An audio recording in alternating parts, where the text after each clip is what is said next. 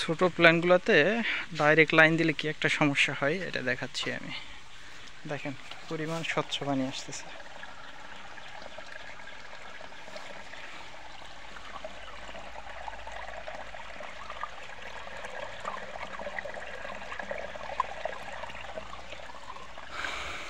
আর এই দিক দিয়ে দেখেন গ্যাসটা কিভাবে হবে এখানে, এই দিক দিয়ে দেখেন গ্যাসটা কিভাবে হবে এখানে। এখন প্রশ্ন আসতে পারে যে আমরা কেন এটার ব্যবস্থা করে দেই নাই, আমরা লাইনটা ঠিকই করে দিছি। দেখেন